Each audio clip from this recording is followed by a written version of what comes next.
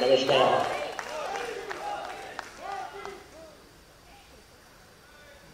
महाराष्ट्र के governor CP Radhakrishnan जी,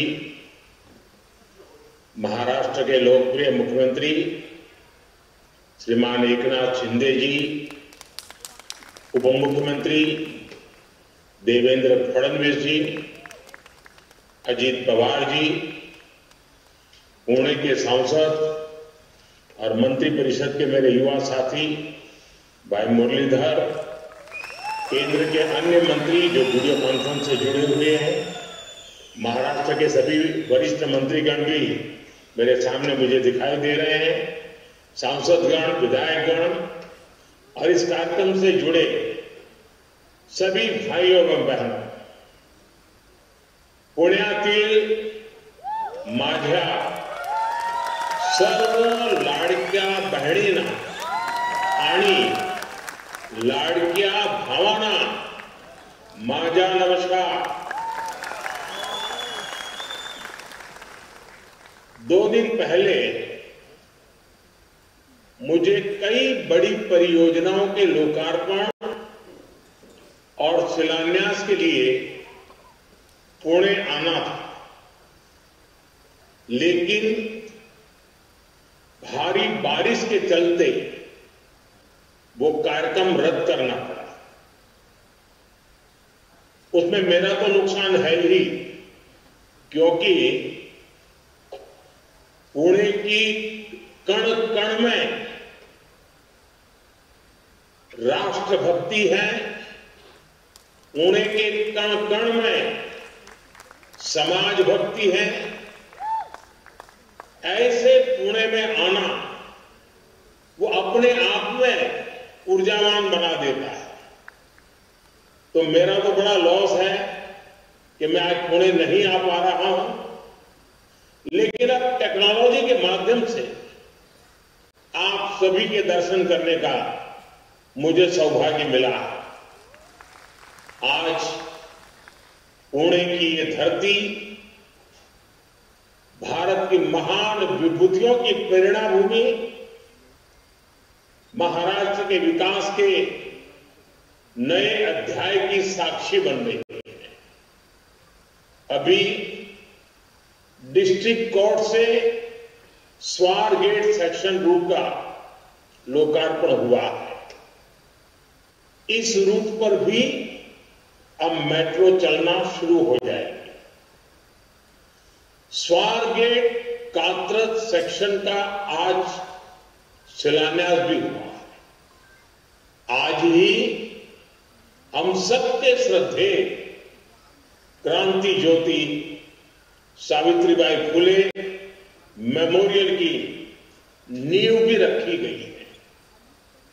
पुणे शहर में ईज ऑफ लिविंग बढ़ाने का हमारा जो सपना है, मुझे खुशी है कि हम उस दिशा में तेज गति से आगे बढ़ रहे हैं। भाइयों बहनों, आज भगवान विट्ठल के आशीर्वाद से उनके भक्तों को भी स्नेह उपहार मिला। सोलापुर को सीधे एयर कनेक्टिविटी से जोड़ने के लिए एयरपोर्ट को अपग्रेड करने का काम पूरा कर लिया गया है। यहां के टर्मिनल बिल्डिंग की क्षमता बढ़ाई गई है, यात्रियों के लिए नई सुविधाएं तैयार की गई हैं। इससे देश विदेश हर स्तर पर विठोबा के भक्तों को काफी सुविधा होगी। भगवान विट्ठल के दर्शन करने के लिए लोग अब सीधे सोलापुर पहुंच सकेंगे। यहां व्यापार, कारोबार और पर्यटन को भी बढ़ावा मिलेगा। मैं महाराष्ट्र के लोगों को, आप सबको इन सभी विकास कार्यों के लिए बहुत बहुत बधाई देता हूं, शुभकामनाएं देता हूं। साथियों, आज महाराष्ट्र को नए संकल्पों के साथ बड़े लक्ष्यों की जरूरत है। इसके लिए हमें पुणे जैसे हमारे शहरों को प्रगति का, अर्बन डेवलपमेंट का सेंटर बनाना जरूरी है।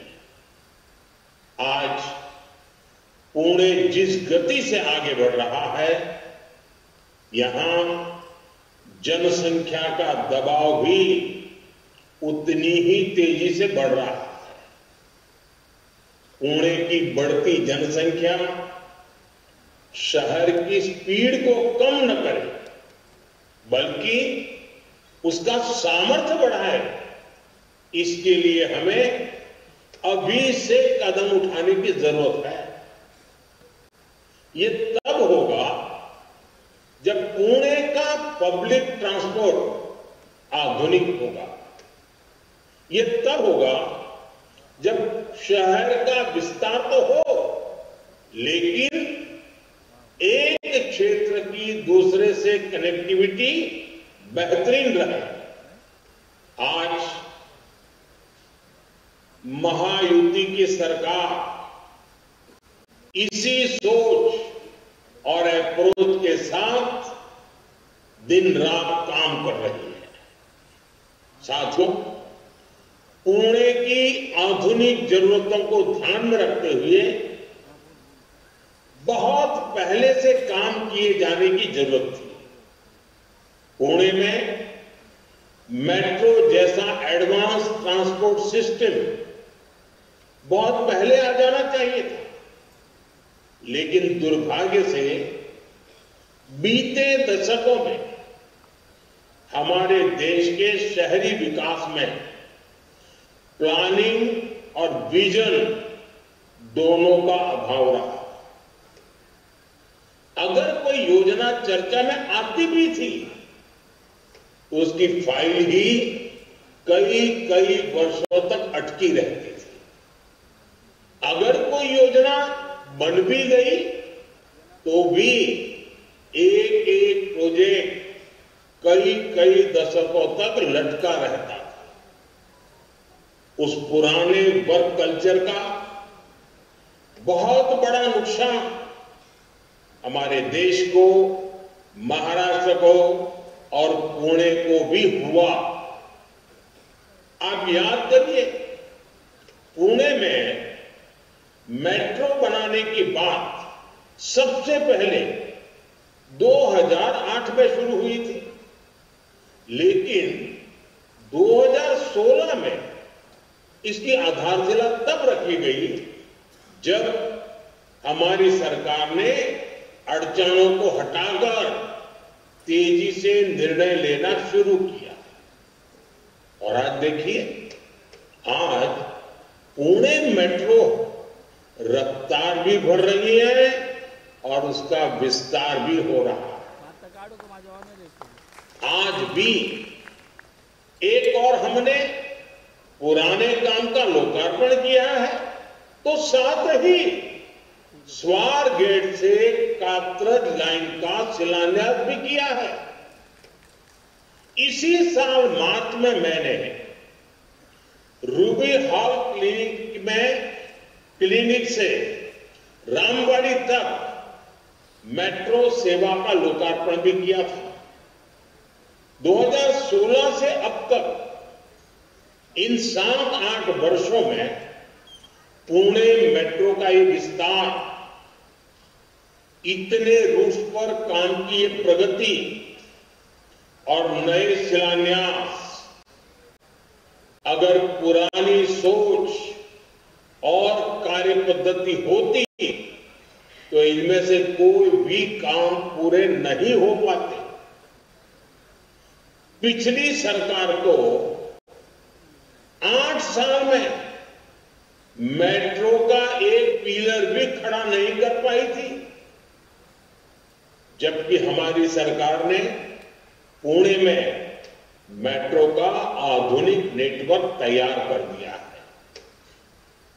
साथियों, राज्य की प्रगति के लिए विकास को प्राथमिकता देने वाली सरकार की निरंतरता जरूरी होती है।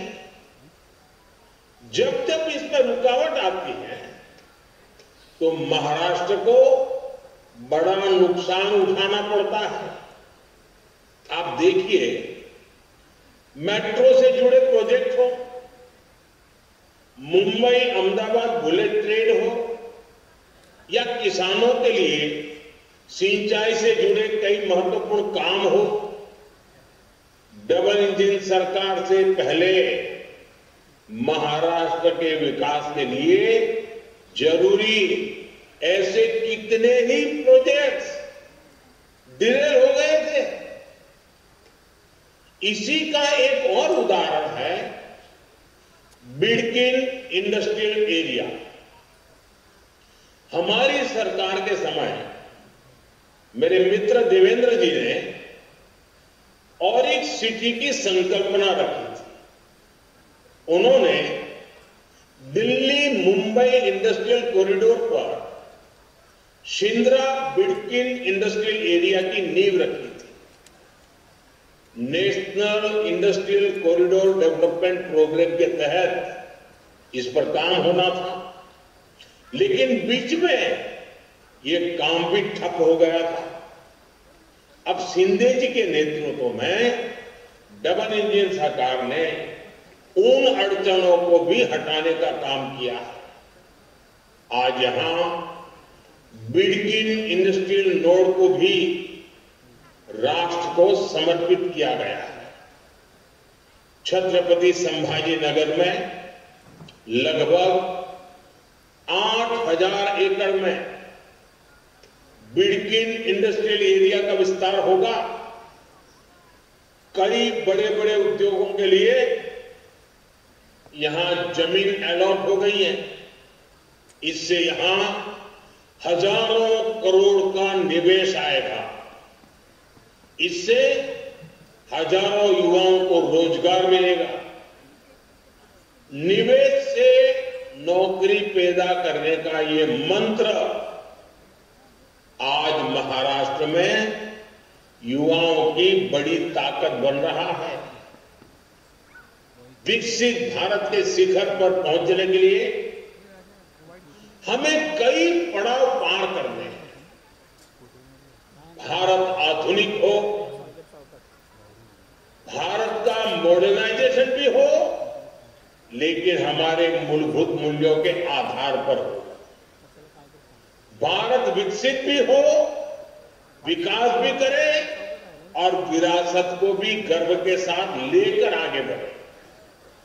भारत का इंफ्रास्ट्रक्चर आधुनिक हो और ये भारत की आवश्यकताओं और भारत की प्राथमिकताओं के आधार पर हो। भारत का समाज एक मन, एक लक्ष्य के साथ तेज गति से आगे बढ़े। इन सारी बातों को ध्यान में रखकर हमें आगे चलना ही है।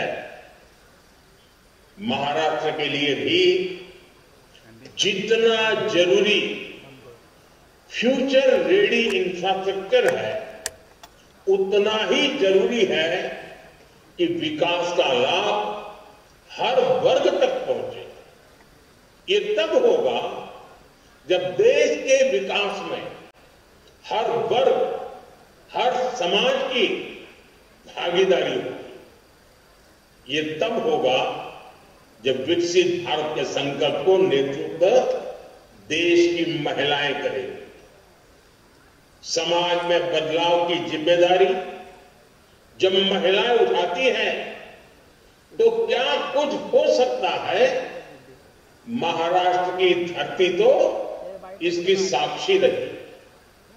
इस धरती ने और इस धरती से सावित्रीबाई फुले ने महिलाओं की शिक्षा के लिए इतना बड़ा आंदोलन शुरू किया था। यहां बहन बेटियों के लिए पहला स्कूल खोला गया था। इसकी स्मृति को इस विरासत को संजो कर रखना जरूरी है। आज मैंने देश के उसी प्रथम गर्ल्स स्कूल में सावित्रीबाई फुले मेमोरियल की आधारशिला रखी है।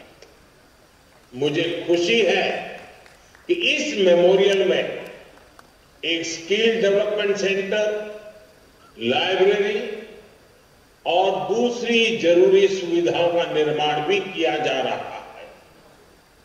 ये मेमोरियल सामाजिक चेतना के उस जन आंदोलन की स्मृतियों को जीवंत करेगा। ये मेमोरियल हमारे समाज को, हमारी नई पीढ़ी को प्रेरणा देगा। भाई और बहनों, आजादी के पहले देश में जो सामाजिक हालात थे, जो गरीबी और भेदभाव था, उन हालातों में हमारी बेटियों के लिए शिक्षा बहुत मुश्किल थी। सावित्रीबाई फुले जैसी विभूतियों ने बेटियों के बंद शिक्षा के दरवाजों को खोला, लेकिन आजादी के बाद भी देश उस पुरानी मानसिकता से पूरी तरह मुक्त नहीं हुआ। कितने ही क्षेत्रों में पिछली सरकारों ने महिलाओं की एंट्री बंद करके रखी थी। स्कूलों में शौचालय जैसी मूलभूत सुविधाओं का अभाव था। इसके कारण स्कूल होने के बावजूद भी स्कूलों के दरवाजे बेटियों के लिए बंद थे। जैसे ही बच्चियां थोड़ी बड़ी होती थी, उन्हें स्कूल छोड़ना पड़ता था। सैनिक स्कूलों में तो बेटियों के एडमिशन पर रोक थी। सेना में ज्यादातर कार्य क्षेत्रों में महिलाओं की नियुक्ति पर रोक थी।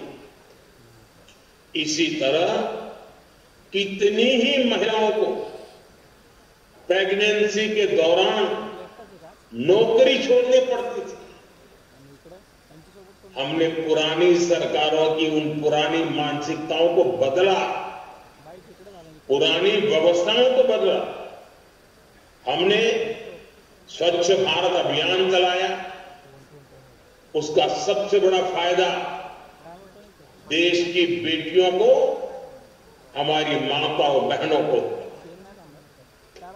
उन्हें खुले में शौच से छुटकारा मिला। स्कूलों में बनाए गए शौचालयों के कारण और बेटियों के लिए अलग शौचालयों के कारण बेटियों का ड्रॉप आउट रेट कम हुआ।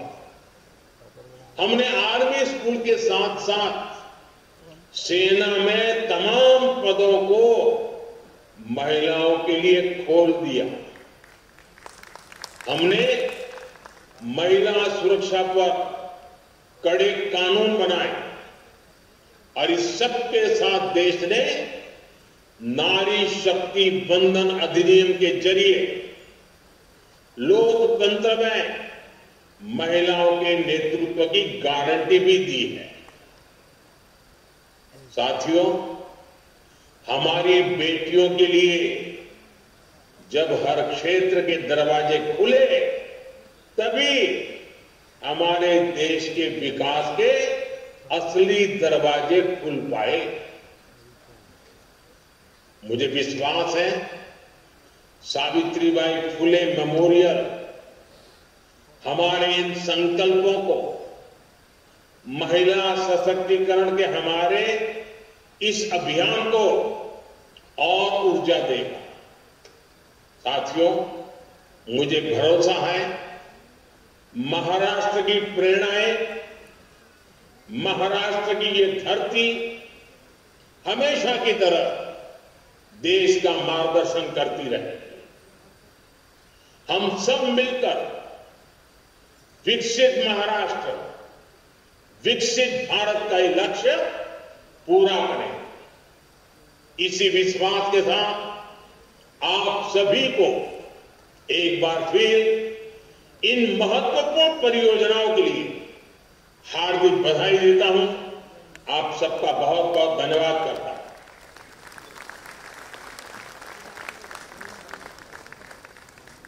संपले चालेल.